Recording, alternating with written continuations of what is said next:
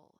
In childhood, we depend on the person or people who helped form our core beliefs. When we mature into adulthood, we gain a sense of power over ourselves and our choices. On a conscious or unconscious level, we want to take control of our relationships. This desire often drives us to the same type of person or persons who caused our RTB. In these adult relationships, you also feel like you need this person for safety and survival. You experience connection because these people feel familiar, like you've known them for longer than you have. You experience heightened arousal, which can feel like the butterflies that are a bodily sensation associated with attraction. Each of these relationships is a cycle in the reenactment of the trauma you experienced as a child.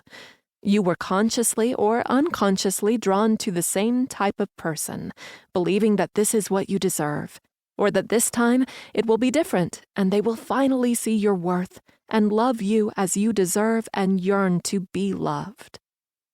You may already be aware of your drive to seek out similar types of people, or to be drawn to situations that are reminiscent of the conditions of your original trauma. Or you may be starting to realize that you have been unconsciously seeking partners or creating experiences that are keeping you stuck in the patterns associated with the trauma from your developmental years. Either way, you are re-exposing yourself to people and environments that are keeping your original trauma activated. You are stuck in reliving RTBs. As you explore RTBs throughout this book, you may experience negative emotions that are challenging to deal with. If you find yourself struggling, take care and consider speaking to a professional to help you process your experience.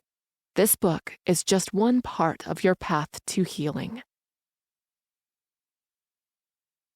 Exploring your RTBs.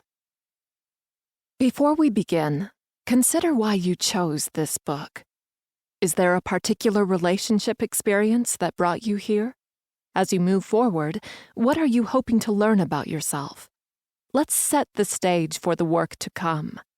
Throughout the book, you'll use a journal to reflect on your experiences and develop the tools you need to break free from trauma bonds, end toxic relationships, and develop healthy attachments.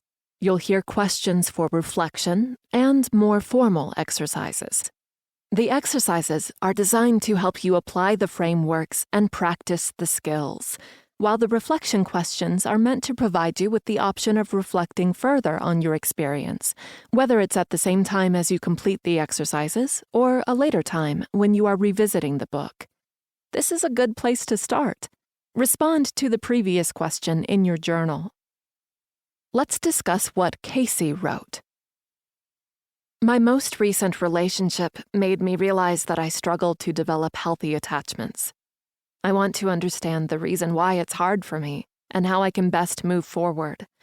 Rationally, I know I'm deserving of real love, and that when I'm ready and I've done the work, the right person will come into my life. So when I met my most recent ex, I felt almost immediately like I'd known them for years. We slept together quickly because it just felt right. I had a feeling they were the one. All the bad relationships and disappointments in my past suddenly made sense because it felt like I was about to get my reward for putting up with all of it. Things were great for a month or two. At least, I thought so.